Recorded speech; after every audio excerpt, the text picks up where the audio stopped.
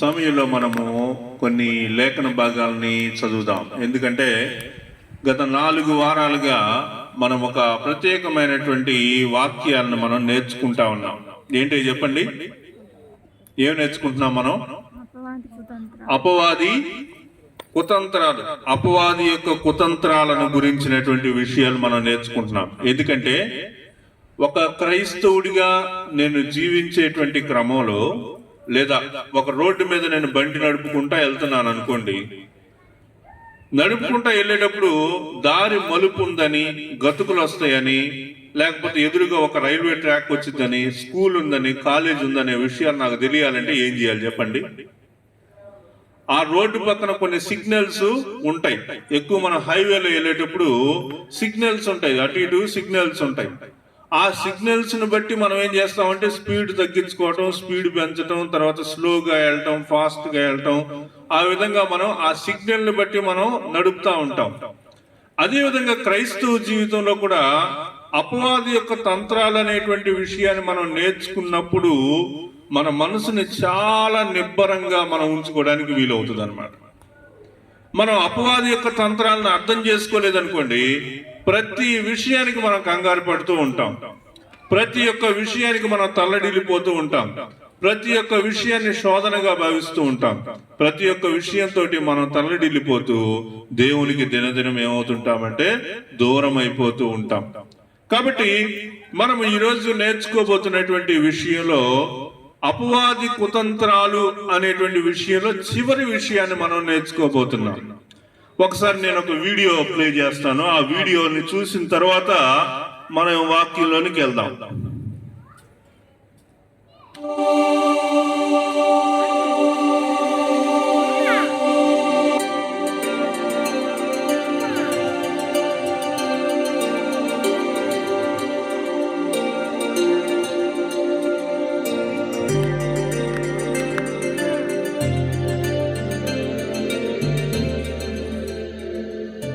Greetings in the precious name of our Lord and Savior Jesus Christ. ప్రియమైన దేవుని బిడ్డలారా, ఈ విధంగా టీవీ ద్వారా మిమ్మల్ని చూడడానికి, మీతో మాట్లాడడానికి దేవుడు ఇచ్చినటువంటి కృపకాయ దేవుని స్తుతిస్తున్నాం.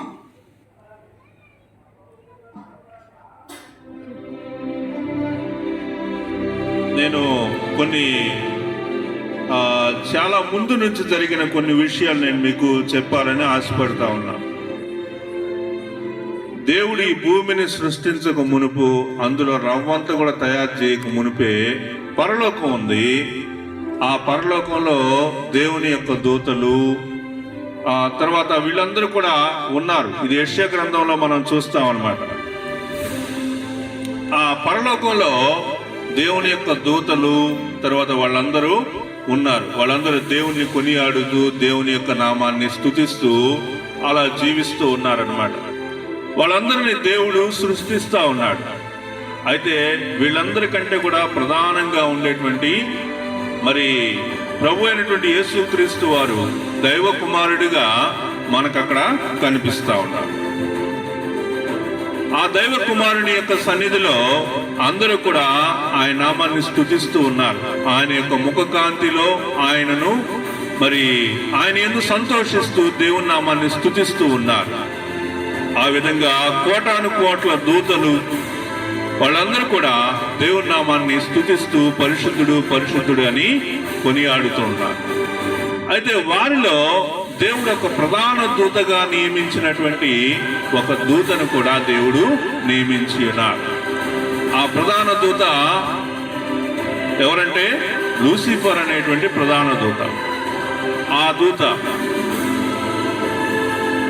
దూత ఏం చేస్తున్నాడంటే తన యొక్క అందాన్ని, తన యొక్క గొప్పతనాన్ని, తన యొక్క తేజస్సుని చూస్తూ సంతోషిస్తూ ఉన్నాడు. అంతేకాదు కోటాను కోట్ల దూతలు కూడా ఆ దూతను వెంబడించేటువంటి వారిగా కనిపిస్తూ ఉన్నారు. అయితే రోజు రోజుకి తన యొక్క ప్రవర్తనలో తేడా వస్తా ఉంది. దేవునికి రావాల్సినటువంటి మహిమను దేవునికి రాకుండా తను అనుభవించేటువంటి స్థితిలోకి వస్తూ ఉన్నాడు. తన యొక్క ప్రవర్తనలో మార్పు రావటమే కాకుండా వ్యతిరేకతను తీసుకురావడానికి ప్రయత్నం చేస్తా ఉన్నాడు. నేను అంత అందగాడిని అని తనలో తాను గర్వించుకునేటువంటి స్థితిలోకి వస్తా ఉన్నాడు. కాబట్టి ఇది నాకు రావాల్సినటువంటి మహిమ నాకు రాకుండా ప్రభువు దాన్ని పొందుకుంటున్నాడు. ఎలాగైనా ఆ మహిమను నేను పొందుకోవాలి అనేటువంటి ఒక దుర్బుద్ధి, ఒక చెడు కుతంత్రత అనేటువంటిది తన యొక్క మనసులో ఏర్పడింది. అప్పటి నుంచి అందరినీ ప్రలోభ పెట్టడానికి ప్రయత్నిస్తా ఉన్నాడు. మీరందరూ అనుకుంటున్నారు కదా దేవుడు మీకు న్యాయం చేస్తాడని. కాదు, ఆయన మనకు అన్యాయం చేస్తున్నాడని ఆ ప్రధాన దూతగా ఉన్నటువంటి లూసిఫర్ అనేటువంటి దూత ఏం చేస్తున్నాడంటే వాళ్ళందరి యొక్క మనసులో చెడు ఆలోచనలు పెడుతూ ఉన్నాడు అనమాట. చెడు ఆలోచనలు, చెడు తలంపులు పెడుతున్నాడు. అందరితోటి మాట్లాడుతున్నాడు. మీరు అనుకుంటున్నారు కదా గొప్ప దేవుడని, మీరు అనుకుంటున్నారు కదా, కానీ చూడండి మీకు ఒక హద్దులు నియమించి ఇక్కడే ఉంచాడు. మీకు సంతోషం లేకుండా చేస్తున్నాడు. మిమ్మల్ని తన యొక్క గుప్పిట్లో ఉంచుకున్నాడు. మీరేం ఎదుగు బొదుగు లేకుండా ఉన్నారు. నా మాట వినండి. నా మాట విని నన్ను వెంబడిస్తే ఆ దేవుళ్లాగా ఆ సభా పర్వతానికి పైగా నేను మిమ్మల్ని తీసుకెళ్తాను, ఆయన కంటే గొప్పవానిగా చేస్తానని చెప్పే స్థితికి వచ్చాడు. ప్రభు ఎన్నోసార్లు హెచ్చరించాడు. అయినా ప్రభు మాట విననటువంటి వాడిగా ఉన్నాడు. ఇంక ఇలా కుదరట్లేదని యుద్ధాన్ని ప్రారంభించడానికి తన యొక్క దూతలందరినీ పోగేసుకొచ్చాడు. ప్రకటన గ్రంథంలో ఈ యొక్క వచనాలను మనం చూస్తాం. అక్కడ ఆ 300 దూతలందరినీ కూడా కలుపుకొని ఆ లూసిఫర్ అనేటువంటి వాడు ఏం చేశాడంటే ప్రభుతోటి యుద్ధానికి దిగాడు అనమాట. ఇదంతటిని కూడా గమనిస్తా ఉన్నాడు. దీనంతటిని పరలోకంలో యుద్ధం అని ప్రకటన గ్రంథంలో మనం చదువుతాం. 12వ అధ్యాయంలో ఈ విషయాలన్నీ కూడా ఉంటాయి అన్నమాట. ఇంకా నువ్వు నేను తెలుసుకుందాం అనేటువంటి స్థితికి వచ్చారు. ఇంకా వాళ్ళందరూ కూడా చూస్తా ఉన్నారు. దేవుని వైపు ఉన్నటువంటి దూతలు లూసిఫర్ వైపు ఉన్నటువంటి దూతలుగా మనకు కనిపిస్తూ ఉన్నారు. ఇంకా యుద్ధం అన్నట్టుగా అంటే స్థితిలోనికి వచ్చారనమాట. దేవుని యొక్క దూతలందరూ కూడా వస్తూ ఉన్నారు. దేవుని దూతలకు తర్వాత ప్రలోభాలకు గురైనటువంటి అపవాది అని చెప్పబడినటువంటి లూసిఫరు 300 దూతలను తనతోటి మార్చుకున్నాడు. ఆ మార్చుకున్నటువంటి దూతలు వీళ్ళతోటి ఒక పెద్ద భీకర యుద్ధం లాగా జరిగింది. అయితే మనకు అర్థం అవడం కోసం ఒక చిన్న నాటిక లాగా ఉన్నటువంటి వీడియోని నేను మీకు చూపిస్తా ఉన్నా. కాబట్టి వాళ్ళు ఎలాంటి కత్తులు ఎలాంటివి వాడారో మనకి వాక్యంలో లేదు, కానీ ఒక పెద్ద యుద్ధం అయితే మాత్రం ఆకాశంలో జరిగింది. ఒక శాస్త్రవేత్త దాన్ని ఏమని అనుకున్నాడంటే బిగ్ బ్యాంగ్ అని అన్నాడు అనమాట. కాబట్టి ఇంకా పరలోకంలో వాళ్ళు ఓడిపోయారు కాబట్టి వాళ్ళకి స్థలం లేకపోయేటప్పటికి అక్కడ నిలవలేక కింద పడిపోయారు అనమాట. అక్కడ నుంచి పడిపోయారు. వాళ్ళకి స్థలం లేకుండా పోయింది. వాళ్ళందరూ కూడా పరలోకాన్ని విడిచిపెట్టవలసి వచ్చింది. దాన్ని ఏమంటారంటే ప్యారడైజ్ లాస్ట్ అంటారు. ప్యారడైజ్ లాస్ట్ అని అంటారు. కాబట్టి అక్కడ నుంచి పడిపోయినటువంటి వాళ్ళకి ఎక్కడ నివసించాలి, ఎక్కడ ఉండాలి అనేటువంటి విషయంలో వాళ్ళందరూ కూడా లూసిఫర్ని అడుగుతా ఉన్నారు. ఆ లూసిఫర్ ఇప్పుడు వ్యతిరేకిగా సైతానుగా తన యొక్క గుణాన్ని మార్చుకున్నటువంటి వానిగా చూస్తూ ఉన్నాం. అయితే దేవుడు కూడా కరుణా సంపన్నుడు గనక ఆయన తన నుంచి వేరుపడినటువంటి వారైనప్పటికీ కూడా ఒక అవకాశం ఇవ్వాలి. భూమి మీద ఒక మనిషిని మనం తయారు చేయాలి. ఆ మనిషి ఈ యొక్క రాలిపోయినటువంటి లేదా పడిపోయినటువంటి వాళ్ళని వాళ్ళు చెప్పేటువంటి మాటలను వింటారా, లేకపోతే నా మాటలు వింటారా అనేటువంటి తెలుసుకోవడం కోసం ఒక పరీక్షింపబడటానికి దేవుడు భూమిని తయారు చేశాడు. అది ఆదికాండము 1వ అధ్యాయము 1వ వచనం నుంచి మనం చూస్తాం. ఆదియందు దేవుడు భూమి ఆకాశం సృజించినది. అక్కడి నుంచి ఆయన 6 దినాల్లో సృష్టి అంతటిని తయారు చేసి ఆ సృష్టిలో మరి ఏమేమైతే మనిషికి అవసరమై ఉన్నావో వాటన్నిటిని కూడా పెట్టాడు. ఏమేమి పెట్టాడు? పండ్లు, మొక్కలు, తర్వాత జంతువులు అన్నిటిని కూడా ఆయన పుట్టించాడు అన్నమాట. జలచరాలు, ఆకాశ పక్షులు, పెద్ద పెద్ద జంతువులు, చిన్న చిన్న జంతువులు అన్నిటినీ కూడా ఆయన సృజించాడు. ఇవన్నీ దేనికోసం సృజించాడంటే కేవలం తన రూపంలో ఆయన చేయబోతున్నటువంటి మనిషి కోసం మాత్రమే.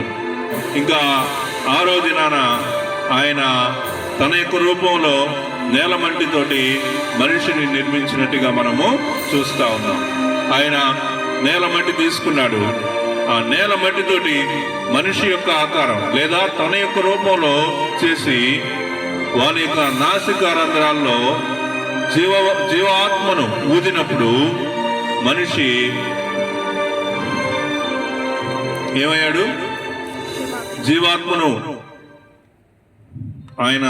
జీవాత్మను ఊదినటువంటి స్థితి మనం ఇక్కడ చూస్తాం. జీవించు నరుడు అయినటువంటి స్థితిని మనం ఇక్కడ చూస్తా ఉన్నాం.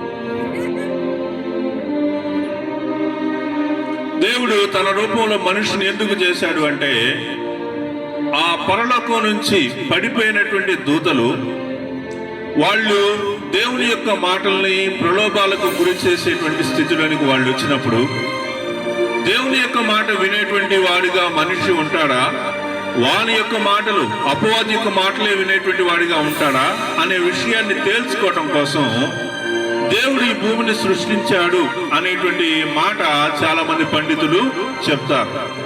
ఆయన ఆదాముకు సాటి అయినటువంటి సహాయాన్ని కూడా అంటే హవ్వను కూడా ఆయన చేసినటువంటి వానిగా చూస్తూ ఉన్నాం. కాబట్టి వాళ్ళని ఏదైనా దాన్ని నిండించి అభివృద్ధి పొందటానికి దేవుడు వారిని దానిలో ఉంచాడు. అయితే వారిని పరీక్షించాలని దేవుడు అనుకున్నాడు. ఆ ఏదైనా తోటలో ప్రతి ఒక్క జంతువుకి పేర్లు ఆదాము పెట్టినటువంటి వానిగా మనం చూస్తా ఉన్నాం. ప్రతి చల్లపూట ప్రభు వారు వచ్చి వారితో కలిసి ఉండేవాడు, వారితోటి సంభాషించేవాడు, వారితోటి సంతోషంగా కాలం ఆ విధంగా గడుస్తూ ఉండేటువంటి పరిస్థితి మనం ఆది కాండంలో చూస్తా ఉన్నాం. అయితే దేవుడు వారిని పరీక్షించటానికి మొదలు పెట్టాడు. ఏంటంటే ఈ తోటలో ఉండేటువంటి ఏమైనా మీరు తినొచ్చు, కానీ ఆ మధ్యలో ఉన్నటువంటి తోట చెట్టు మధ్యలో ఉన్నటువంటి ఆ వృక్షం యొక్క పండు మాత్రం మీరు తినకూడదు, అది తిన్నప్పుడు మీరు చచ్చిపోతారని చెప్పాడు. అయితే దానిలో అపవాది దాగి ఉన్నాడు. ఆ చెట్లు ఎవరు దాగి ఉన్నారు? అపవాది దాగి ఉన్నాడు. అపవాది దీనంతటిని గమనిస్తున్నాడు. ప్రభువు చెప్పినటువంటి ఆజ్ఞను తిరస్కరించేలాగా చెయ్యాలి, ప్రభువు ఏదైతే చెయ్యొద్దని చెప్పాడో అది చేసేలా చెయ్యాలి అనేటువంటిది అపవాది యొక్క తలంపు గనక అపవాది మరి యుక్తిగా నడుచుకునేటువంటి ఒక పాముని లేదా ఒక సర్పాన్ని అక్కడ ఉంచాడు. ఆ సర్పం చెప్పేటువంటి మాట ద్వారా మరి దేవుని యొక్క మాటని లక్ష్య పెడతారా లేకపోతే అపవాది యొక్క మాటను లక్ష్య పెడతారా అనేటువంటి విషయము తెలియపరచబడతా ఉంది. ఒకానొక రోజు ఆ హవ్వ అటువైపుగా వెళ్ళినప్పుడు సర్పము హవ్వతోటి మాట్లాడి దేవుడు చెప్పినటువంటి విషయాన్ని చెప్తూ ఉన్నాడు. ఇక్కడ కూడా మనం ఏం గమనిస్తున్నామంటే దేవుడు చెప్పాడు, చెయ్యొద్దని చెప్పాడు, అది చేస్తే నీకేం కాదని వక్రీకరించాడు. అపవాది ఏం చేశాడు? వక్రీకరించాడు. దేవుని యొక్క మాట ఇది అంటే అది కాదు అని చెప్పాడు. హవ్వ ఆ పండు తీసుకొని మరి అది చూడటానికి రమ్యంగాను తినటానికి మధురంగాను ఉంటుందని చెప్పినప్పుడు, మీరు దేవదూతల వలె ఉంటారని చెప్పినప్పుడు ఆ పండు తీసుకొని మరి తినినటువంటి స్థితి చూస్తా ఉన్నాం. తను మాత్రమే కాదు, తను తిన్న తర్వాత ఆ పండు తీసుకెళ్లి తన యొక్క భర్తగా ఉన్నటువంటి ఆదాము కూడా ఇచ్చినప్పుడు ఆదాము కాదన్నా నన్ను బట్టైనా తీసుకోమని చెప్పినట్లుగా మనం చూస్తా ఉన్నాం. ఆదాము కూడా ఆ పండు తిన్నాడు. అంటే అపవాది యొక్క మాట గెలిచింది, దేవుని యొక్క మాట పడిపోయింది. దేవుని యొక్క మాటను వాళ్ళు లక్ష్య పెట్టలేదు. ఎప్పుడైతే వాళ్ళు లక్ష్య పెట్టలేదో దేవుడిచ్చినటువంటి ఆ వస్త్రాలు లేకపోతే వాళ్ళు సిగ్గు ఎరగకుండా ఉండేటువంటి స్థితి నుంచి సిగ్గుపడేటువంటి స్థితికి వచ్చారు.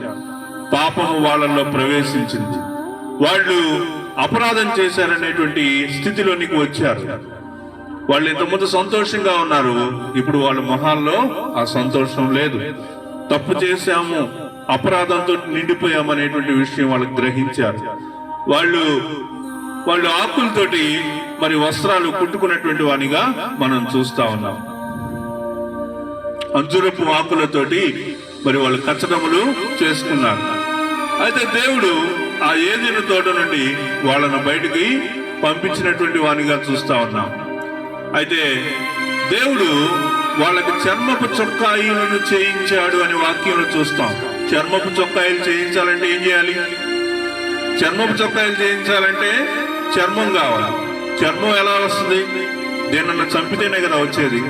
కాబట్టి పాపం వల్ల వచ్చేటువంటి జీతం మరణం కనుక ఆ మరణాన్ని తప్పించడానికి దేవుడు ఒక జంతువు యొక్క మరణాన్ని, అంటే ఒక గొర్రె పిల్ల యొక్క మరణము ద్వారా ఆ రక్తము ప్రోక్షింపబడుట ద్వారా వారి పాప క్షమాపణ కలిగింది, వారికి వస్త్రాలు లభించాయి. కాబట్టి దేవుడు చేసినటువంటి ఈ యొక్క త్యాగము లేదా ఆ గొర్రె పిల్ల వలన కలిగినటువంటి త్యాగము వలన వాళ్ళ యొక్క పాపము పరిహరింపబడింది. ఇక్కడ మనం గమనించాల్సినటువంటి విషయం ఏంటంటే, అపవాది శాశ్వతమైనటువంటి పాపాన్ని మనిషి మీదకి తేవాలని చూశాడు. అయితే దేవుడు ఆ బలి అర్పణ అనేటువంటి విధానం ద్వారా వాళ్ళ పాపాన్ని పోగొట్టాడు. కాబట్టి అపవాది నేను పాపంలోనికి వెళ్ళి నడిపించాలని అనుకుంటే ఆ పాపం నుంచి విముక్తి చేశాడు. కాబట్టి నేను ఎలాగైనా ఈ భూమి మొత్తాన్ని నాశనం చేయాలని తన యొక్క దూతలను, ఆ 3 లేదా 3 కోట్ల మంది దూతలుగా ఉన్నటువంటి వారందరినీ ఈ భూలోకంలో ఉండే మనుషులను ప్రలోభ పెట్టడానికి వాళ్ళందరినీ కూడా మరి పురమాయిస్తా ఉన్నాడు. అయితే దేవుడు అపవాదిని గమనిస్తూ ఉన్నాడు. తన యొక్క చేతులతో చేసినటువంటి భూమిని, అందులో ఉన్నటువంటి సర్వస్వాన్ని ఆయన అపవాది ఒకవేళ ఉన్నప్పటికీ అపవాదికి కంప్లీట్ గా ఇచ్చేవాడు కాదు. కాబట్టి సర్వలోక మానవాళి యొక్క పాపాలు పోవాలి అంటే ఏం చేయాలి అంటే, దేవుడు తన ప్రియ కుమారుడైనటువంటి యేసు ప్రభు వారిని మరి ఈ భూలోకంలోనికి పంపి ఆ ప్రియ కుమారుడిగా ఉన్నటువంటి ప్రభువు మరణిస్తే తప్పితే సర్వలోకానికి పాప క్షమాపణ లేదు గనక దేవుడు తన ప్రియ కుమారుడైనటువంటి ప్రభు అయినటువంటి యేసుక్రీస్తు వారిని ఈ భూలోకంలోనికి పంపారు. ఆ విధంగా ఆయన ఈ భూలోకానికి వచ్చి మన కోసం శిలువలో మరణించి మనకు నిత్య జీవాన్ని దయచేసినటువంటి వారిగా చూస్తూ ఉన్నాం. ప్రియులరా, ఇక్కడ మనం గమనించాల్సినటువంటి అతి ప్రాముఖ్యమైనటువంటి విషయం ఏంటంటే, దేవుడు ఏం చేస్తున్నాడు, అపవాది ఏం చేస్తున్నాడు. దేవుడు ఏం చేస్తున్నాడు, అపవాది ఏం చేస్తున్నాడు. దేవుడు ఏదైతే అవును అంటున్నాడో అక్కడ అపవాది ఏమంటున్నాడు, కాదు అంటున్నాడు. దేవుడు ఏదైతే చెయ్యాలి అంటున్నాడో దానికి ఎప్పుడు వ్యతిరేకంగానే అపవాది మాట్లాడుతున్నాడు అనేటువంటి విషయాన్ని మనము గమనిస్తా ఉన్నాం. ప్రియులరా, ఈ సాయంకాలం వేళ మనం నేర్చుకునేటువంటి అంశంలో కుతంత్రాలు అనేటువంటి అంశాన్ని మనం నేర్చుకుంటున్నాం గత 4 వారాలుగా. ఈ అపవాది కుతంత్రాల్లో మొదట నేర్చుకున్నటువంటి విషయం ఏంటంటే 3 సమాధానాలు. ప్రభువైనటువంటి యేసుక్రీస్తు వారు ఆయన బాప్తిజం పొందిన తర్వాత 40 దినములు ఆయన ఏం చేశారంటే 40 దినములు ఆయన ఉపవాసం ఉండి ప్రార్థన చేస్తున్నప్పుడు అపవాది వచ్చి ఆయన శోధించాడు. దేంతో శోధించాడు అంటే వాక్యంతో శోధించాడు. దేవుడు ప్రభువైనటువంటి యేసుక్రీస్తు వారు ఏం చేశారు, 3 సమాధానాలు చెప్పారు. 3 సమాధానాలు దేని నుంచి చెప్పాడంటే వాక్యంలో నుంచే చెప్పాడు.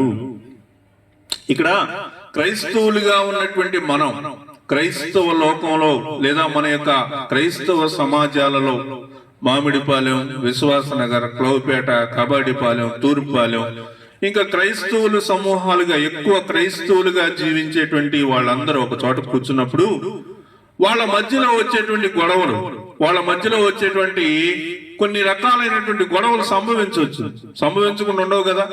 కాబట్టి ఇలాంటి గొడవలు వచ్చినప్పుడు మన యొక్క ఆత్మీయ స్థితి అనేటువంటిది బయటపడుతుంది. మన యొక్క ఆత్మీయ స్థితి బయటపడినప్పుడు ఆత్మీయ స్థితిలో ఉండేటువంటి లొసుగుల నుంచి మళ్ళీ ఆత్మీయమైనటువంటి అర్థాలతోటి మన యొక్క జీవితాన్ని మనం కాపాడుకోవాలి అంటే మన మనసులో ఏముండాలంటే వాక్యం ఉండాలి. ఏముండాలి చెప్పండి, వాక్యం ఉండాలి.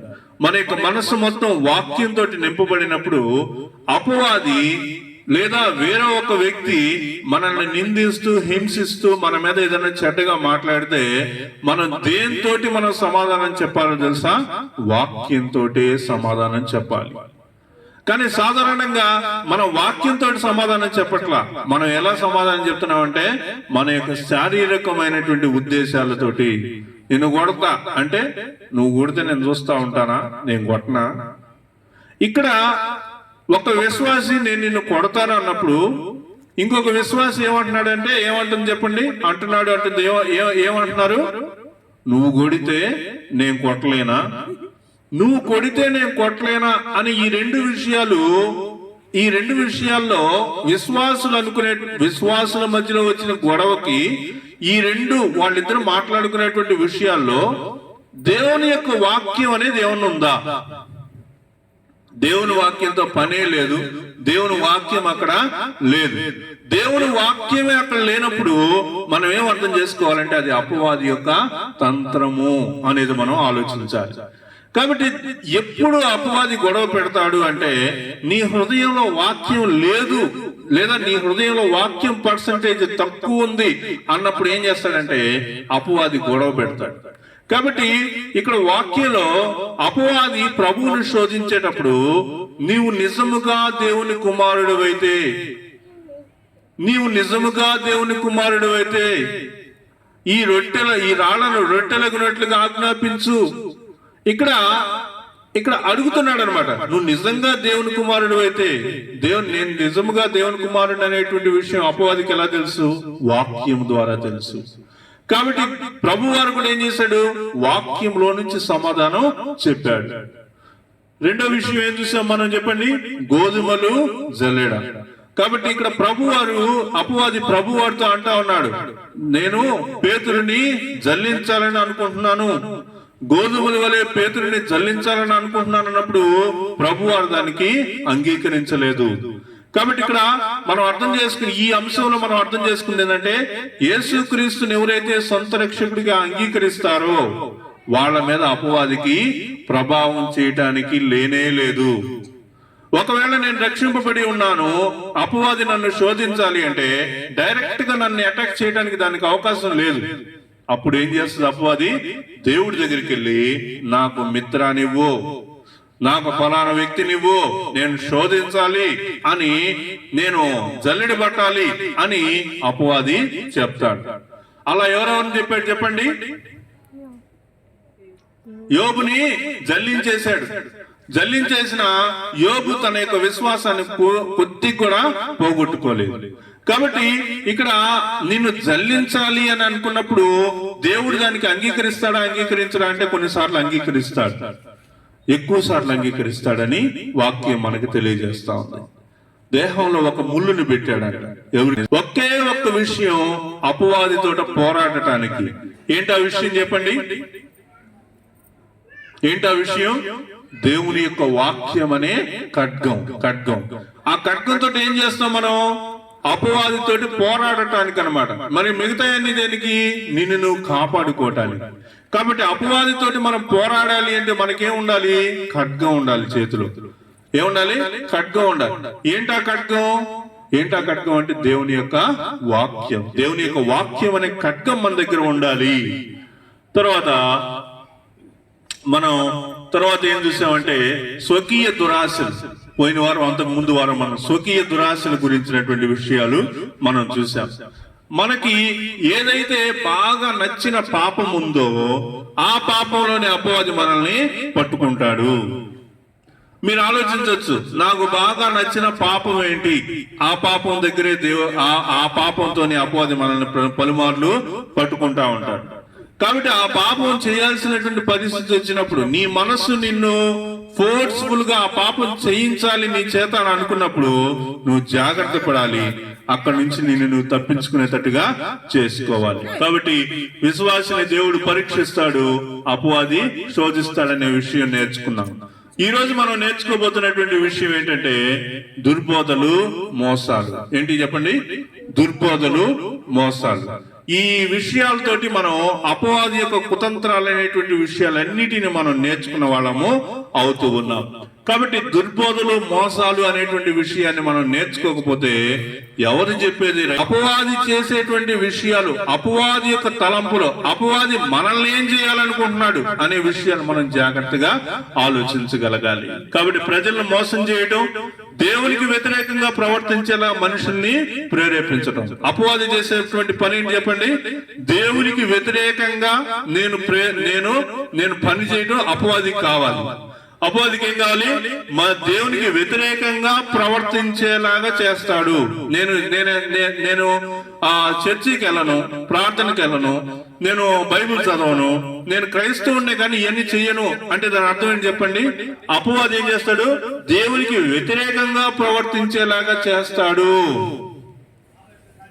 కాబట్టి ఇప్పుడు నేను దేవునికి వ్యతిరేకంగా ఉన్నానా, దేవునికి అనుకూలంగా ఉన్నానా అనేది మీరు ఆలోచించుకోవాలి, పరీక్షించుకోవాలి. తర్వాత చూడండి, వాయుమండల సంబంధమైన అధిపతి. వాయుమండల సంబంధమైన అధిపతి. అధిపతి అంటే ఎవరు? అవిధేయులైన వారిని ఇప్పుడు ప్రేరేపించే శక్తికి అధిపతి. అంటే ఎవరికి అధిపతి? అవిధేయులైన వారిని ప్రేరేపించటానికి. అంటే ఎవరైతే క్రీస్తు ప్రభు దగ్గరికి రావటానికి దూరంగా ఉంటారో, ఎవరైతే క్రీస్తు ప్రభు దగ్గరికి రారో వాళ్ళందరికీ కూడా ఒక అధిపతి ఉన్నాడు. ఎవరు అధిపతి పేరు? ఏం పేరు చెప్పండి? ఏం పేరు చెప్పండి? అధిపతి పేరు?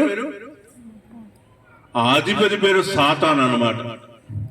ఏం పేరు? ఆ అధిపతి పేరు సాతాన్. సాతాన్. ఆ సాతాన్లో మీకు ఏం కనిపిస్తున్నా చెప్పండి. ఆ సాతాన్లో మీకు ఏం కనిపిస్తుందో అది చెప్పండి. ఏం కనిపిస్తుంది? ఇన్స్టాగ్రామ్ కనిపిస్తుంది, యూట్యూబ్ కనిపిస్తుంది, స్నాప్చాట్ కనిపిస్తుంది, పింట్రెస్ట్ కనిపిస్తుంది, లింక్డ్ఇన్ కనిపిస్తుంది, ఏమంటారు దీన్ని, ట్విట్టర్ ఎక్స్ కనిపిస్తుంది, డ్రిబుల్ కనిపిస్తుంది, టంబ్లర్ కనిపిస్తుంది, స్పాటిఫై కనిపిస్తుంది, ఇంకా ఏం కనిపిస్తున్నాయి? వీచాట్ కనిపిస్తుంది. బోల్డ్ ఉన్నాయి అన్నమాట. సో ఇవన్నీ ఏం చేస్తున్నాయి అంటే, ఇవన్నీ ఏం చేస్తున్నాయి అంటే మన సమయాన్ని దొంగిలిస్తున్నాయి. ఇవన్నీ ఏం చేస్తున్నాయి చెప్పండి? మన సమయాన్ని దొంగిలిస్తున్నాయి. నాకు నా ఫోన్ మీద నోటిఫికేషన్ కనిపిస్తేనే చిరాగ్గా ఉంటుంది. కానీ కొంతమంది ఫోన్ పైనుంచి ఇట్లా స్లైడ్ కిందకి అన్నాం అనుకో, అబ్బో కొన్ని వందల నోటిఫికేషన్స్ అట్లా పెండింగ్ లోనే ఉంటాయి. అవి చూడంగానే నాకు ఒకలాంటి భయం వేసింది. కానీ ఇక్కడ మనం గమనిస్తా ఉన్నాము, అపవాది ఏం చేస్తాడు అంటే దేవునికి దగ్గర కాకుండా నిన్ను చేస్తాడు. అపవాది ఏం చేస్తాడు చెప్పండి? దేవునికి నువ్వు దగ్గర కాకుండా ఉంటే చాలు, ఇంకేం అవసరం లేదు. నువ్వు దేవునికి దగ్గర కాకుండా నువ్వు ఇంకా ఈ లోకంలో ఏం చేసినా అపవాదికి ఓకే.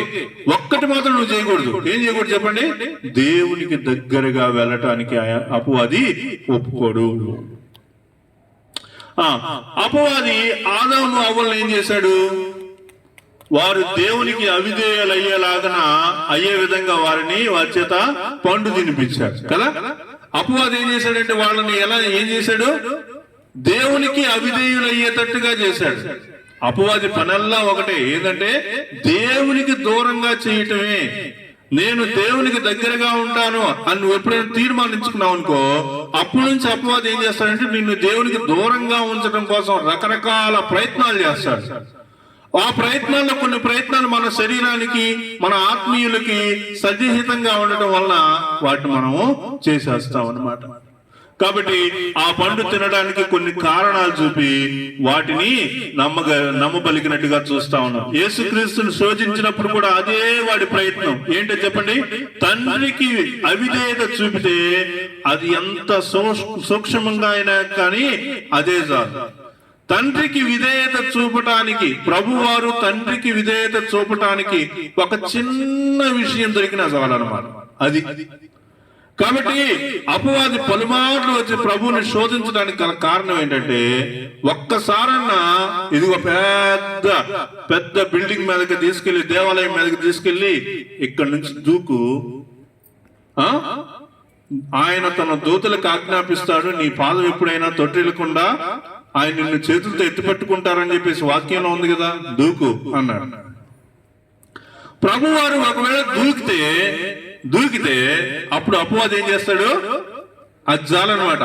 యేసు ప్రభు నా మాట విన్నాడు, అజ్జాలు. తర్వాత మనం ఈరోజు తుయతైర సంఘంలో ఉండేటువంటి కొన్ని విషయాల్ని నేర్చుకుందాం. అంటే మనం విశ్వాసులుగా ఆయా సంఘాలలో మనం ఉంటున్నాం గనుక, మీరు కల్వరిలో ఉన్నట్టుగానే ఈ ప్రాంతంలో ఉండేటువంటి కుటుంబాల్లో ఉండేటువంటి వాళ్ళు కూడా కొన్ని చర్చెస్ కి మీరు వెళ్తూ ఉంటారు గనుక, అపవాది యొక్క తంత్రాలు ఎలా పనిచేస్తున్నాయి అనేటువంటి విషయాన్ని మనం నేర్చుకునే క్రమంలో తుయతైర సంఘంలో జరిగిన ఒక విషయాన్ని మనం చూద్దాం. ఏంటో చెప్పండి. తుయతైర సంఘంలో ఒక స్త్రీ ఉంది, తను తాను ప్రవక్తిగా చెప్పుకుంటా ఉంది. ఏమని చెప్పుకుంటుంది? తను తాను ప్రవక్తిగా చెప్తా ఉందన్నమాట. దుర్బోధన చేస్తూ వచ్చింది. సంఘం ఆ ప్రవక్త చేసినటువంటి బోధనని ఖండించకపోగా ఆ విషయం చూసి చూడనట్టుగా వ్యవహరించారనమాట. ఇది మీరు ప్రకటన గ్రంథం 2వ అధ్యాయం 18 నుంచి 20 వచ్చిన భాగాల్లో మనం నేర్చుకుంటాం. ఒకసారి మీరందరూ బైబిల్ తీయాలని కోరుతా ఉన్నాం. మీరందరూ బైబిల్ తీసి, ఎందుకంటే ఈ రోజు మనం నేర్చుకునే విషయాలు ఎక్కువ భాగం ఆ వచనాల మధ్యలోనే ఉంటది కనుక, ప్రకటన గ్రంథం 2వ అధ్యాయము 18, 19, 20 వచనాల మధ్యలోనే మనం నేర్చుకోబోతా ఉన్నాం. అక్కడ 7 సంఘాల గురించినటువంటి విషయాలు ప్రభు వారు చెప్తూ తుయతైర సంఘాన్ని గురించినటువంటి మాటలు చెప్పేటువంటి క్రమంలో మనం ఇది చూస్తా ఉన్నాం. తుయతైర సంఘంలో ఒక స్త్రీ తను తాను ప్రవక్తగా చెప్పుకుంటా ఉంది, దుర్బోధన చేస్తా వచ్చింది. సంఘం ఆ ప్రవక్త చేసిన బోధనల్ని ఖండించకపోగా ఆ విషయం చూసి చూడనట్టుగా వ్యవహరించింది. ఆమె ఏం బోధించిందో కానీ అవి లోతైన మర్మాలు, గూఢమైన సంగతులు అంటూ ప్రజలను మభ్య పెట్టినట్లుగా అర్థమవుతుంది. అయితే నిజానికి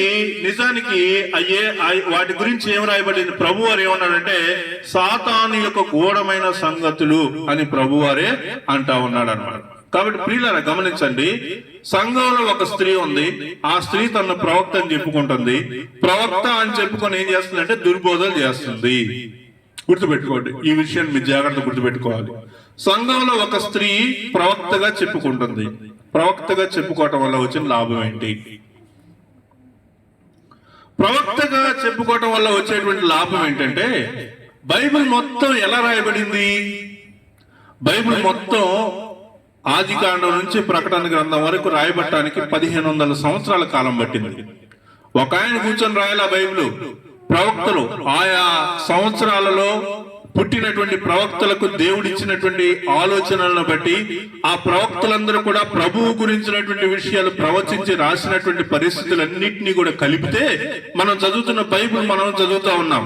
కానీ ఈ బైబిల్ని ఒక అధ్యాయాలుగా మరి చేయటానికి, లేదా ఆది కాండం నుంచి ప్రకటన వరకు ఉండేటువంటి బైబిల్ పుస్తకాలన్నీ ఒకవైపు ఒక పుస్తకాల సమూహంగా మార్చడానికి పట్టిన కాలం ఎంత అంటే 1500 సంవత్సరాలు అన్నమాట. అర్థమైందా? కాబట్టి ఈ 1500 సంవత్సరాల కాలంలో బైబిల్లో రాయబడిన విషయాలు ఎవరి ద్వారా రాయబడ్డాయి? ప్రవక్తల ద్వారా. కాబట్టి ఇప్పుడు ఈ స్త్రీ ఏమని చెప్తుంది చెప్పండి? ప్రవక్త అని చెప్తుంది. ప్రవక్త అని చెప్పినట్టు దాని అర్థం ఏంటి చెప్పండి? దేవుని యొక్క వాక్యానికి మీరు ఎంత విలువ ఇస్తున్నారో నేను చెప్పే వాక్యాలు కూడా మీరు అంతే విలువ ఇవ్వాలి. దేవుని యొక్క వాక్యంలో ఉన్నటువంటి దానికి మీరు కట్టుబడి ఉంటున్నారు కదా. నేను కూడా ప్రవక్తను, కాబట్టి దేవుని యొక్క వాక్యం మీకు ఎంత గొప్పదో నేను చెప్పే మాట కూడా అంతే గొప్పది అని చెప్తూ వచ్చి ఆ స్త్రీ ఏం చేసిందంటే, ఆ స్త్రీ దుర్బోధనలు చేస్తూ వచ్చింది. మరి దుర్బోధ అంటే ఏంటంటే, బోధకి వ్యతిరేకం ఏంటంటే దుర్బోధ. బోధ ఉంది, ఆ బోధకి బోధన తప్పుగా చెప్పటాన్ని దుర్బోధ అంటారనమాట. సరే చూద్దాం. తర్వాత ఆ విషయాన్ని ప్రభువారు ప్రకటన గ్రంథం 2:24 ఏమన్నాడంటే, సాతాను యొక్క గూఢమైన సంగతులు తాను చెప్పిందని మరి వింటూ ఉన్నామన్నమాట. సరే చూద్దాం. చూడండి, దేవుని గురించి గూఢమైన సంగతులు కాదు అని చెప్పినటువంటి విషయాలు ఏంటి? దేవుని గురించినటువంటి విషయాలు కాదు అని చెప్పింది ఆ ప్రవక్త. ఏం చెప్పింది? సాతాను గురించినటువంటి గూఢమైన సంగతులు. ఎవరైనా దేవుని గురించి మాట్లాడుకుంటా ఉంటే బోరు కొట్టినట్టు ఉంటది. సాతాను గురించి చెప్పుకుంటున్నారనుకోండి, చాలా ఆశగా, చాలా సంతోషంగా, భలే అవునా సాతాను ఇట్టంటోడా అట్టంటోడా అని చెప్పేసి వింటా ఉంటే కథలుగా బాగా మనం వినొచ్చు అనమాట. నేను సాతాను యొక్క గొప్పతనాన్ని చెప్పట్లా, సాతాను యొక్క కుతంత్రాలని చెప్తున్నా. సాతాను మనల్ని ఎక్కడ శోధిస్తున్నాడో చెప్తున్నా, సాతాను మనల్ని ఏ విషయంలో పట్టుకుంటున్నాడో చెప్తున్నా. వాటిలో మనం జాగ్రత్త పడితే దేవునికి దగ్గర అవుతామనేటువంటి విషయం కోసమే నేను ఈ చెప్తున్నా. ఈ రోజు ఈ అపవాది యొక్క కుతంత్రాలు అనేటువంటి విషయం చివరి విషయాన్ని మనం నేర్చుకుంటున్నాం. కాబట్టి జాగ్రత్తగా మనము నేర్చుకోవాల్సిన వారిగా ఉంటూ ఉన్నాం. కాబట్టి సాతాను గురించిన గూఢమైనటువంటి సంగతులు చెప్పింది ఆ యొక్క ప్రవక్త. ఆ ప్రవక్త ఏం చెప్పింది? సాతాను యొక్క గూఢమైన విషయాలు చెప్పింది. దేవుని సత్యవాక్యాన్ని నేర్చుకోకుండా అపవాది గురించిన గూఢమైన సంగతులు తెలుసుకోవాలనుకోవటం ఎంతో ఘోరం. చర్చికి వచ్చినప్పుడు దేవుని యొక్క వాక్యం కాకుండా కాకమ్మ కథలు, లేకపోతే ఇంకా దేవుని యొక్క వాక్యం కాకుండా ఇంక ఏది మాట్లాడుకున్నా అది దుర్బోధి. చర్చికి వచ్చినప్పుడు దేవుని యొక్క వాక్యం మనం వినకుండా దేవుని యొక్క వాక్యం ప్లేస్ లో ఇంక నువ్వు ఏది విన్నా అది దుర్బోధే అని మీరు గుర్తుపెట్టుకోవాలి. సరే చూద్దాం, చూడండి. అలౌకిక మర్మాలు తెలుసుకోవాలనే కుతూహలం మనల్ని పక్కదారి పట్టిస్తుంది. అటువంటి వాటిని అపవాది ఎంతో ప్రోత్సహిస్తాడు. ఏమన్నా చూస్తున్నాం చెప్పండి. అలౌకిక మర్మాలు తెలుసుకోవాలనే పెద్ద తప్పు. మీరు బోధకుడిని గమనించాలమ్మా. మీరు ఎవరైనా, మీరు ఏ చర్చికి వెళ్ళే వాళ్ళైనా, ఏ విశ్వాసంలో ఉన్నా, మీరు ఎక్కడికి వెళ్ళినా మీరేం ఆలోచించాలో తెలుసా? బోధకుడిని, అబద్ధ బోధకుడిని సహించడం పెద్ద తప్పు. మీ బోధకుడు యథార్థ బోధకుడా, అబద్ధ బోధకుడా, మీ బోధకుడు బోధ చేస్తున్నాడా, దుర్బోధ చేస్తున్నాడా మీరు గమనించాలి. మీ బోధకుడు దుర్బోధ చేస్తున్నాడా, మంచి బోధ చేస్తున్నాడా మీకెడ తెలిసింది? బెరయ విశ్వాసులంట పౌలు బోధించినటువంటి మాటలు అలాగున్నాయా లేదా అని వాక్యంలో చూసి చదువుకునే వాళ్ళంట. కాబట్టి నాకు బోధింపబడినటువంటి మాట బైబిల్లో ఉందా లేదా అని నేను పరిశీలనగా చూసుకోవాలి. ఎవరైనా వాక్యం చెప్పేటప్పుడు నేను ఎక్కువగా గమనించేది ఏంటంటే వాళ్ళు చెప్పినటువంటి మాట వాక్యంలో ఉందా లేదా. వాళ్ళు వాక్యంలో లేని మాట ఒకటి చెప్పారనుకోండి, వాక్యంలో లేని మాట ఒకటి చెప్పి దాన్ని మీరు అంగీకరించండి అని అన్నారనుకోండి, అదేంటి చెప్పండి? దుర్బోధ. అదేంటి చెప్పండి? దుర్బోధ. కాబట్టి ఒక విశ్వాసిగా నీకు ఎవరు వాక్యాన్ని బోధిస్తున్నారో ఆ బోధించేటువంటి బోధకుడు ఎంత గొప్పవాడు అనేది మనకు అనవసరం. ఆ బోధకుడికి ఎంత డబ్బు ఉంది, లేకపోతే ఎంత పేరు పలుకుబడి ఉంది అనేది అనవసరం. మనకేం కావాలంటే ఆ బోధకుడు వాక్యంలో ఉన్నది బోధిస్తాడా, వాక్యంలో లేనిది బోధిస్తాడా అనేది మనము ఆలోచించాలి. అబద్ధ బోధల ఏకైక లక్ష్యం ఏంటి చెప్పండి? మోసం చేయటమే. అబద్ధ బోధకుల యొక్క గొప్పతనం లేదా అబద్ధ బోధకుల యొక్క చివరికి జరిగే విషయం ఏంటంటే మోసం చేయటమే. సరే, నాకు సమయం కొద్దిగా ఉంది కాబట్టి నేను ఫాస్ట్ గా వెళ్తాను. అబద్ధ బోధకుల్ని, వారి అనుచరుల్ని దేవుడు శిక్షిస్తాడు. ఎవరికి ఇవ్వాల్సిన ప్రతిఫలం వాళ్ళకి ఇస్తాడు. ఆ బోధలు సాతాను సంగతులు అనేటువంటి విషయాన్ని మనము అర్థం చేసుకోవాలి. ఆ అబద్ధ బోధలన్నీ ఏంటి చెప్పండి? అపవాది యొక్క సంగతులే. ఆ విషయాన్ని మనం గుర్తుపెట్టుకోవాలి. అబద్ధ బోధకుల్ని సహించడం పెద్ద తప్పు. దొంగ ప్రవక్త చేసినటువంటి బోధని యెజబెలు బోధ అని పిలిచారనమాట. ఏం బోధ అని చెప్పారు? యెజబెలు బోధ అని చెప్పారు. యెజబెలు బోధ అంటే మీకు అర్థం కాదేమో. యెజబెలు అంటే ఎవరో మీకు తెలుసా? రెగ్యులర్ గా చర్చికి వెళ్ళే వాళ్ళకి, స్త్రీల గుడికి వెళ్ళే వాళ్ళకి యెజబెలు అంటే ఎవరో తెలిసి ఉంటుంది. కానీ ఎప్పుడన్నా ఒక్కసారి చర్చికి వెళ్ళే వాళ్ళకి మరి అంతగా తెలియకపోవచ్చు. కాబట్టి నేను కొన్ని విషయాలు చెప్తాను యెజబెలు గురించి. చూడండి, యెజబెలు ఆహాబు భార్య. యెజబెలు ఎవరు చెప్పండి? ఆహాబు భార్య. ఆహాబు ఇశ్రాయేలీలకు రాజు అన్నమాట. ఆ రాజు యొక్క భార్య ఆహాబ్ అన్నమాట. సాధారణంగా బైబిల్లో రాజుల పేర్లు ఎక్కువ రాస్తారు, కానీ రాజుల భార్యల పేర్లు రాయరు. అర్థమైందా? కానీ ఇక్కడ పర్టికులర్ గా రాజు భార్య పేరు రాశారంటే ఆమె ఎంత ఇలాంటిదో మనకి అర్థం చేసుకోవాలి. అప్పటి ప్రజలను దారుణంగా భ్రష్టత్వానికి పురుగొల్పినటువంటి వ్యక్తి అన్నమాట ఆమె. అబద్ధ ప్రవక్తలకు ప్రతీకగా ఆమె పేరు నిలిచిపోయింది. అబద్ధ ప్రవక్తలకు ఆమె పేరు అన్నమాట. ఇంకా చెప్పాలంటే సంఘంలో ప్రవచనాలు చెబుతూ ప్రజల్ని తప్పుదారి పట్టించినటువంటి ఒక స్త్రీని అలంకారికంగా యెజబెలు అని ఇక్కడ చెప్తా ఉన్నాడు అనమాట. ఆ దుర్బోధనలను అనుసరించేటువంటి వారిని, అంటే ఆ బోధనని దుర్బోధనలు అనుసరించేటువంటి వాళ్ళని ఏమంటున్నారు? యెజబెలు పిల్లలు అంటున్నారు అనమాట. ఆ బోధనలు అంగీకరించేటువంటి వాళ్ళని ఏమంటారంటే దాంతో వ్యభిచరించినటువంటి వాళ్ళని ఇక్కడ చెప్తా ఉన్నారు. అబద్ధ ప్రవక్తల్ని దేవుడు ఎంతగా అసహించుకుంటున్నాడో ఈ ఒక్క మాటతోటి మనం అర్థం చేసుకోవచ్చు. నేను ఈరోజు చెప్తున్నటువంటి విషయాలు అబద్ధ దుర్బోధలు, మోసాలు అనేటువంటి విషయాన్ని నేను మీకు చెప్తున్నాను. ఆ అపవాది యొక్క కుతంత్రాల్లో ఇది అసలైనటువంటి కుతంత్రం ఏంటంటే అబద్ధ బోధకుల్ని వాడుకుంటాడు. అబద్ధ బోధకుల ద్వారా కొన్ని అద్భుత కార్యాలు కూడా చేస్తాడు. వాటి ద్వారా మనం ఫ్లాట్ అయిపోతాం అన్నమాట. నువ్వు చెప్పింది నిజం కాదు, వాళ్ళ మీద నీకు కోపం ఉంది, నీకు ద్వేషం ఉంది, అందుకని వాళ్ళ గురించి నువ్వు తప్పుగా చెప్తున్నావు. అక్కడ దేవుడు కొన్ని గొప్ప కార్యాలు కూడా చేశాడంటే నిజమే కాదనట్లా, అపవాది కూడా చేస్తాడు గొప్ప కార్యాలు. తర్వాత మనం చూస్తే చూడండి, తుయతైర సంఘంలో యెజబెలు బోధన నమ్మకుండా వాక్యాన్ని నమ్మకంగా కట్టుబడి ఉన్న వారితో ప్రభు చెప్తున్నటువంటి మాట ఏమంటున్నాడంటే, నేను వచ్చే వరకు మీకు కలిగి ఉన్న దాన్ని గట్టిగా పట్టుకోనండి. సంఘంలో కొంతమంది ఉన్నారు, వాళ్ళు యెజబెలు బోధన వినలేదు, దేవుని యొక్క వాక్యానికే కట్టుబడి ఉన్నారు. అలా కట్టుబడి ఉన్నటువంటి వారికి ప్రభు చెప్తున్నటువంటి మాట ఏంటంటే, మీరు పట్టుకున్నటువంటి దాన్ని లేదా మీకు కలిగి ఉన్నటువంటి దాన్ని గట్టిగా పట్టుకోండి అని ప్రకటన గ్రంథం 2:25లో చెప్తా ఉన్నాడు. ప్రభు మనకి ఇస్తున్నటువంటి హెచ్చరిక ఏంటంటే, కొత్త మర్మాలు, కొత్త సిద్ధాంతాలు, కొత్త నియమాల వైపు వెళ్ళొద్దు. అమ్మా, మీరు ఈ మాట వినాలన్నమాట. మా చర్చిలో మా పాస్టర్ గారు కొత్తగా భలే చెప్తాడండి. అంటే కొత్తగా ఏం చెప్తాడు? దేవుని యొక్క వాక్యంలో లేనిది ఏం చెప్తాడు? ఆయన మర్మాలు చెప్తాడండి. మర్మాలు చెప్పినా మర్మరాలు చెప్పినా అక్కడ ఏం ఉండకూడదు. దేవుని యొక్క వాక్యానికి మించింది అయితే అది ఎక్కడి నుంచి వచ్చింది? అపవాది నుంచి వచ్చింది. దేవుని యొక్క మాట నుంచి మించినటువంటిది ఏదైనా అపవాది నుంచి వచ్చిందే. కాబట్టి నువ్వు కొత్తగా మర్మాలు ఏమని చెప్తే అది అపవాది నుంచి వచ్చినాయి అని మనం గుర్తుపెట్టుకోవాలి. తర్వాత కొత్త సిద్ధాంతాలు, కొత్త నియమాల వైపు వెళ్ళొద్దు, వాటికి దూరంగా ఉండండి అని చెప్తా ఉన్నాడు. మీరు చేయాల్సిందల్లా ఏంటి చెప్పండి? నేను వచ్చే వరకు హితబోధను గట్టిగా పట్టుకొని ఉండండి. హితబోధ. బోధకుల్లో కూడా ఎవరుంటారు?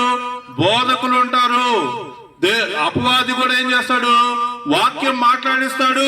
కాబట్టి మీరు వెళ్ళేటువంటి చర్చిలో మీరు ఎవరి దగ్గర అలవాటు పడ్డారో, ఏ చర్చికి వెళ్తున్నారో ఆ చర్చిలో బోధకుడు చెప్పేటువంటి మాటని జాగ్రత్తగా వాక్యంలో ఉందా లేదా ఆలోచించుకోండి. అది దుర్బోధ అయితే అక్కడి నుంచి ఇంకేదన్నా మంచి చర్చికి, వాక్యం బాగా చెప్పే చర్చికి వెళ్ళండి. ప్రకటన గ్రంథం 12వ అధ్యాయంలో అపవాది గురించి ఎంత క్లియర్ గా రాశాడో మనం ఇక్కడ చూడొచ్చు. సర్వలోకాన్ని మోసపుచ్చేటువంటి వాడు అపవాది, సాతాను, ఆది సర్పము, మహాఘట సర్పం అనేటువంటి పేర్లు ఉన్నాయి. వాడు భూమి మీద పడద్రోయబడ్డాడు. రాత్రింబవళ్ళు సహోదరుల మీద నేరం మోపుతుంటాడు. వాడికి సమయం కొంచెమే ఉంది. బహు క్రోధంగా ఉన్నాడు. దేవుని పిల్లలపై ఆగ్రహంతో యుద్ధం చేస్తాడు. ఒకసారి ఈ వచనం మీరు చదవాలమ్మా. ప్రకటన గ్రంథం 12వ అధ్యాయం 17వ వచనం చూడండి ఒకసారి.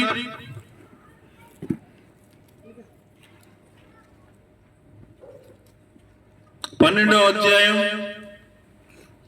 17వ వచనం.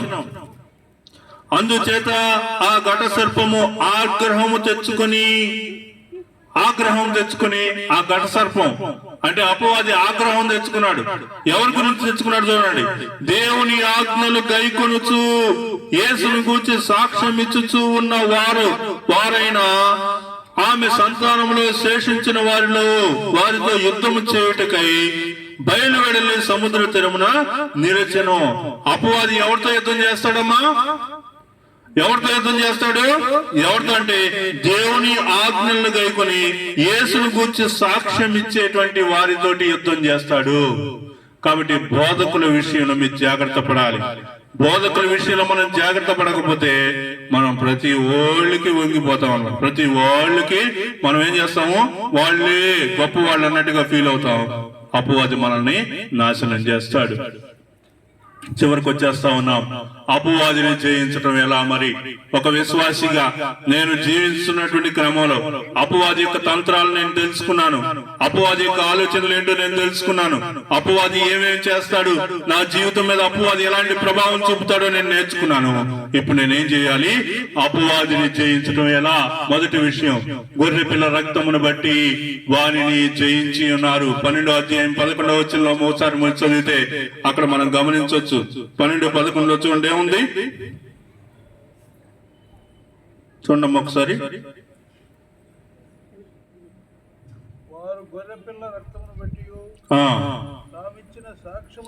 గొర్రె పిల్ల రక్తమును బట్టి వారిచ్చిన సాక్ష్యమును బట్టి మీరేం చేస్తారంటే అపవాదిని జయిస్తారు. కాబట్టి అపవాదిని మనం జయించాలి అంటే మనలో ఏముండాలి చెప్పండి? గొర్రె పిల్ల రక్తము చేత కడుగబడినటువంటి అనుభవం ఉండాలి. క్రీస్తుని గురించినటువంటి సాక్ష్యం చెప్పేటువంటి మనసు మనకు ఉండాలి. ఆ రెండు విషయాలు మనలో ఉంటే మనం అపవాదిని ఏం చేయొచ్చు? జయించగలము. అపవాది మనపై నిందలు వేస్తాడు, అభియోగాలు మోపుతాడు, మనలో అపరాధ భావం పెంచుతాడు. కానీ గొర్రె పిల్ల మరణం ద్వారా విమోచింపబడిన వ్యక్తికి, మీరు గొర్రె పిల్ల మరణం ద్వారా విమోచింపబడ్డారా? క్రీస్తు రక్తము ద్వారా విమోచింపబడ్డారా? దేవుని యొక్క మాటలు విని సువార్తను అంగీకరించారా? యేసు క్రీస్తును సొంత రక్షకుడిగా నమ్మారా? అలా నమ్మితే గొర్రె పిల్ల మరణం ద్వారా విమోచింపబడితే గొర్రె పిల్ల రక్తంలో కడుగుబడినటువంటి వ్యక్తి ఏ అపరాధ భావంలోనికి వెళ్ళడు. నేను యేసు క్రీస్తునందు సొంత రక్షకుడిగా రక్షించబడ్డాను గనుక అపవాది యొక్క తంత్రాలను బట్టి నేను ఏ మాత్రం కూడా జడియను.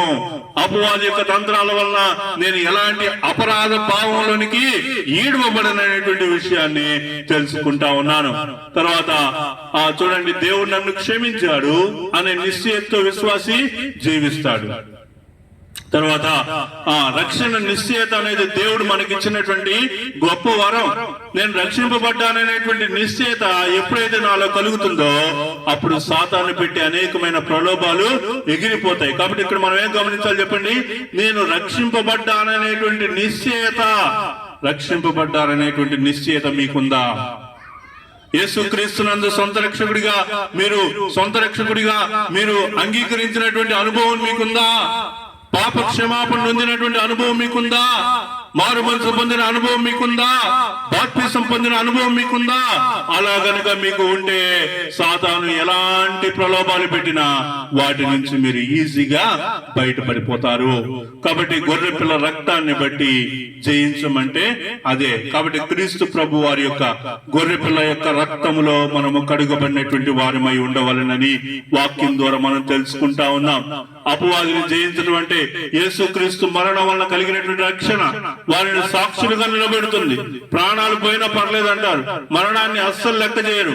గొర్రె పిల్ల రక్తంతో అపవాది యుద్ధాన్ని జయించేయచ్చు. కాబట్టి గొర్రె పిల్ల రక్తముతో కడుగబడినటువంటి అనుభవం మీకు లేకపోతే అపవాది యొక్క కుతంత్రాలు మన మీదకి వచ్చినప్పుడు వాటికి మనం లొంగిపోతాం. యేసుక్రీస్తు ప్రభు లేదా గొర్రె పిల్ల యొక్క రక్తములో మనం కడుగబడినటువంటి అనుభవం మనకుంటే అపవాది యొక్క కుతంత్రాలను మనం గమనించి వాటి నుంచి మనము బయటపడిపోతామనే వాక్యం మనకి తెలియజేస్తా ఉంది. కాబట్టి ప్రియులరా, మనము అపవాది మన మీద నేరం మోపుతాడు, మనం క్రీస్తు పక్షాన ప్రభువే ఆయనే మన తరపున వాదించేటువంటి వానిగా ఉంటూ ఉన్నాడు. కాబట్టి అపవాదిని జయించడం అనేటువంటిది ఎలా అనే విషయాన్ని మనం చూస్తా ఉన్నాం. దేవుడు నన్ను నీతిమంతుడిగా ప్రకటించాడు, నన్ను నీతిమంతునిగా తీర్చిదిద్దాడు. ఆత్మీయ జీవితంలో ఎత్తుపల్లాలు ఉన్నా గాని ఆయనే నన్ను కాపాడుతాడనేటువంటి విషయం మనం చూస్తా ఉన్నాం. అపవాదిని జయించడం ఎలా అనే విషయంలో ఆండ్రియాస్ రోజర్ అనే పాస్టర్ గారు ప్రతిరోజు ఉదయాన్నే లెగవగానే తనకు తానే 3 మాటలు చెప్పుకుంటాడు. ఆయన ఏం చేస్తాడు? ప్రతిరోజు ఉదయం లెగవగానే ఈ 3 మాటలు చెప్తాడు. ఏం చెప్తాడు చెప్పండి? నేను క్రీస్తుతో పాటు మరణించాను, నేను క్రీస్తుతో పాటు బాధ పెట్టబడ్డాను, నేను క్రీస్తుతో పాటు తిరిగి లేచాను. ఈ 3 విషయాలు మనం కూడా చెప్పుకోగలిగేటటువంటి స్థితిలో ఉండాలి. రెండో విషయం, తామిచ్చిన సాక్ష్యమును బట్టి మనం జయించబడతామనేటువంటి విషయాన్ని మనము చూస్తా ఉన్నాం. కాబట్టి క్రీస్తు గురించి సాక్ష్యం ఇవ్వటం మన పోరాట నియమం. సువార్థీకరణ ద్వారానే సాతాను ఆక్రమిత స్థలాన్ని మనం జయించగలుగుతాం. కాబట్టి ఆ విధంగా క్రీస్తుతో కూడా నేను సిలువ గలతీ 2:20 మనం చూస్తా ఉన్నాం. నేను క్రీస్తుతో కూడా సిలువ వేయబడి ఉన్నాను, ఇక మీదట జీవించేవాడు నేను కాదు, క్రీస్తు ఆయన జీవించున్నాడు అనే విషయాన్ని అపొస్తలుడైన పౌలు పదే పదే మనసులో అనుకుంటా ఉంటాడు అనమాట. కాబట్టి ఈ సాక్ష్యం నీ విశ్వాసం అపవాదికి చెంపపెట్టులాగా గొడ్డలు పెట్టులాగా ఉండాలి. ఎందుకంటే సిలువను కూర్చున్నటువంటి వార్త నశించున్నటువంటి వారికి వెరితనంగాని రక్షింపబడుతున్నటువంటి మనకి దేవుని యొక్క శక్తి. అపవాదికి సత్యానికి సంబంధమే ఉండదు అనే విషయాన్ని మనము తెలుసుకోవాలి. కాబట్టి అపవాదిని జయించడం ఎలా అనే విషయంలో దేవుని వైపు కలిగినటువంటి విషయాలు చూద్దాం, అపవాది వైపు కలిగినటువంటి విషయాలు చూద్దాం. చూడండి, దేవుడికి బోధలు ఉంటాయి. దేవునికి ఏముంటాయి చెప్పండి? బోధలు ఉంటాయి. అపవాదికి ఏముంటాయి? అపవాదికి దుర్బోధలు ఉంటాయి, లేదా అబద్ధ బోధలు ఉంటాయి. ప్రభువుకి బోధకులు ఉంటారు. అపవాదికి ఎవరుంటారు చెప్పండి? అబద్ధ బోధకులు ఉంటారు. దేవునికి ప్రవక్తలు ఉంటారు. అపవాదికి ఎవరుంటారు? అబద్ధ ప్రవక్తలు ఉంటారు. దేవునికి వైపు సువార్త ఉంటది, అపవాది వైపు ఏముంటది? భిన్నమైన సువార్త ఉంటది. గోధుమలు అటు గురుగులు, ఇటు సహోదరులు, అటు కపట సహోదరులు, ఇటు అపోస్తులు, అటు దొంగ అపోస్తులు, ఇటు క్రీస్తు ఉంటే అటువైపు ఎవరుంటారు? అబద్ధ క్రీస్తు. కాబట్టి ఇక్కడ మనం ఒక విషయాన్ని గమనించాలి. దేవుని దగ్గర నుంచి మనకి ఏదైతే వస్తుందో సేమ్ అలాంటిదే, డూప్లికేట్ కాపీ లాగా, ప్రతిదానికి నకిలీ ఉన్నట్టుగా, ఏది సత్యమో ఏది అసత్యమో, ఏది నమ్మాలో ఏది నమ్మకూడదో, ఏది మనం చేయాలో చేయకూడదో అనే విషయాలన్నిటికీ కూడా అపవాది గలిబిలి సృష్టిస్తాడు. కాబట్టి ఆ విషయాన్ని మనము గమనించాలి. ఇక్కడ మనం 3 విషయాలు గమనించాము. ఏంటంటే ఘట సర్పము, క్రూర మృగము, అబద్ధ ప్రవక్త, ఈ 3 కూడా ఒక విషయాన్ని తెలియజేస్తా ఉన్నాయి. ఘట సర్పం సాతాను, క్రూర మృగం క్రీస్తు విరోధి, అబద్ధ ప్రవక్త. సో వీళ్ళందరూ ఏం చేస్తారంటే దేవుని పేరిట ప్రజలను మోసం చేస్తారు, క్రీస్తు పేరిట ప్రజలను మోసం చేస్తారు, పరిశుద్ధాత్మ పేరిట ప్రజలను మోసం చేస్తారు. దేవుని పేరిట మోసం చేస్తే ఏమో గాని పరిశుద్ధాత్మ నామంలో మోసం చేస్తే ఎంత భయంకరం అండి. కాబట్టి ఆ విషయాల నుంచి మనం బయటపడాలనే విషయాన్ని మనము నేర్చుకుంటా ఉన్నాం. ఇంకా చివరికి మనం వచ్చినప్పుడు అపవాది బాణాలు వేస్తూనే ఉంటాడు, ఉచ్చులు బిగుస్తూనే ఉంటాడు. మోసగాడు కదా, వాక్యాన్ని వక్రీకరిస్తూనే ఉంటాడు. దుష్టుడు కదా, కీడు చేస్తూనే ఉంటాడు. మనల్ని జల్లించాలని ఇంకా దొరికిపుచ్చుకోవాలని చూస్తూ ఉంటాడు. కాబట్టి సంఘాలను చీలుస్తూనే ఉంటాడు, ప్రసంగ వేదికలను ఆక్రమిస్తూ ఉంటాడు. హీలింగ్స్ అని, ప్రాపసిషన్ అని, డెలివరెన్స్ అని ఇలాంటి మాటల చేత మనల్ని ఆడుకుంటూనే ఉంటాడు. కాబట్టి మనం చాలా జాగ్రత్తగా మన యొక్క జీవితాలను ఉండాలి. ఒక రోజు అపవాది సమూలంగా నాశనం అయిపోతాడు, నిత్య నరకానికి పాలవుతాడు. సాతాను సమస్య శాశ్వతంగా సమసిపోతుంది.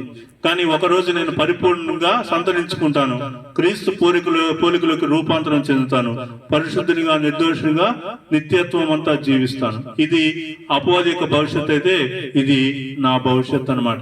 కాబట్టి దేవుడు ఈ యొక్క మాటల చేత మనలను నింపి పరిశుద్ధపరిచి ఆశీర్వదించి దీవించును గాక.